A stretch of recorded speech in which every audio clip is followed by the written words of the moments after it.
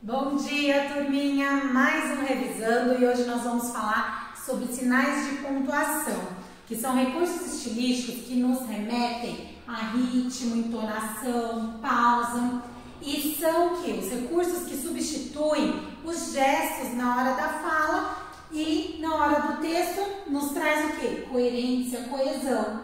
Quais são os sinais de pontuação? Temos aqui 10 que vamos falar hoje. E eu coloquei alguns exemplos para vocês lembrarem como utiliza esses sinais de pontuação. O ponto, né? Que muitas vezes nós falamos ponto final, ponto na mesma linha, serve para o quê? Ele é utilizado para terminar uma ideia, um discurso, né? Ou um período dentro de um parágrafo. E muitas vezes utilizado também para abreviações. Olha o exemplo aqui. Esse acontecimento remonta ao ano 300 antes de Cristo. Nós temos uma abreviação aqui, utilizamos o quê? O ponto. Segundo afirmam os nossos historiadores, aqui eu tenho um ponto final, né? Porque eu terminei aqui a minha ideia, o meu discurso. Temos também a vírgula, que indica a pausa nesse discurso. Utilizei a vírgula aqui no exemplo anterior, né, onde eu precisei de uma pausa para dar continuidade na minha ideia. Ela é muito importante no contexto. Uma vírgula mal colocada pode haver uma interpretação errada. Então, muito cuidado ao utilizar a vírgula. Ela serve também para separar o aposto e o vocativo nas frases.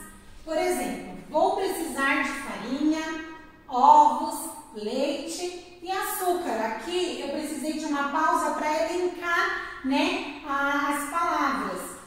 Outro exemplo, desta maneira, Maria, não posso mais acreditar em você.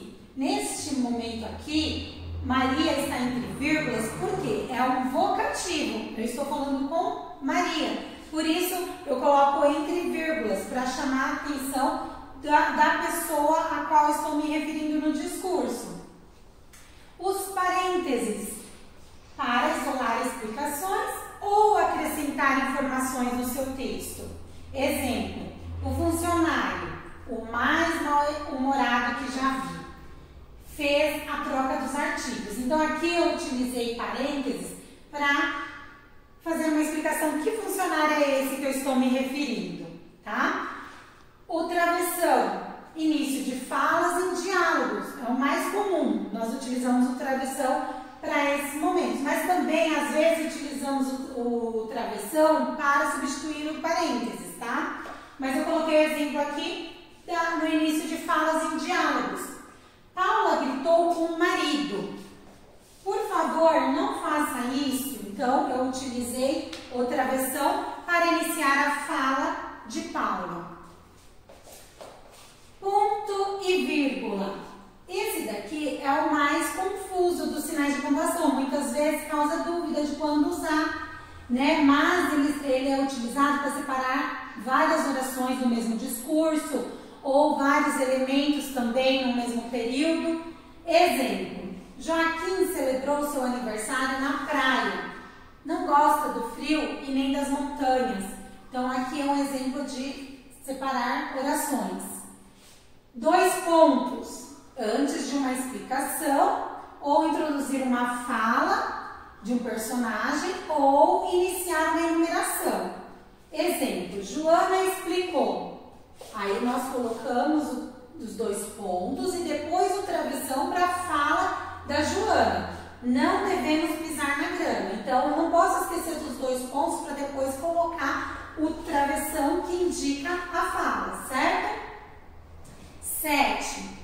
Ponto de exclamação. Vocês conhecem bem o ponto de exclamação, ele é fácil de utilizar porque ele vai denotar o quê? Os sentimentos de surpresa, de alegria, de espanto, de raiva. Então, o ponto de exclamação é utilizado para sentimentos. Então, exemplo aqui, que horror! Ou ganhei, né? Então, como eu disse inicialmente, os pontos, né? Os sinais de pontuação, eles trazem pra gente o quê? Essa entonação que vem na fala traz pro texto.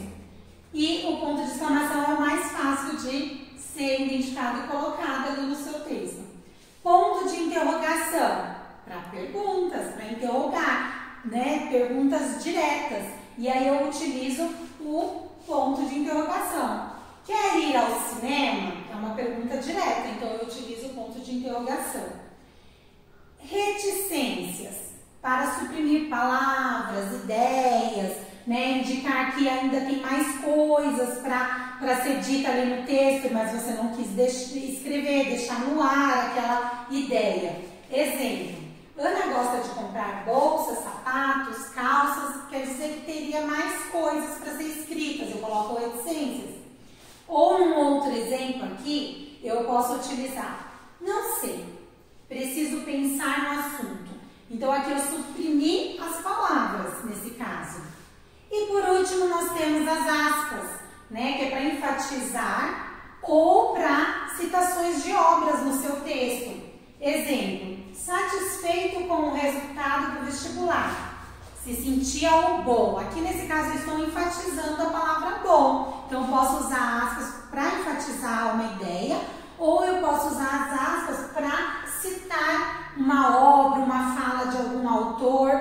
Então é isso, gente. Não esqueçam dos sinais de pontuação nos seus textos, porque eles são importantíssimos para a coesão e coerência dele e para o entendimento do leitor. Beijinho!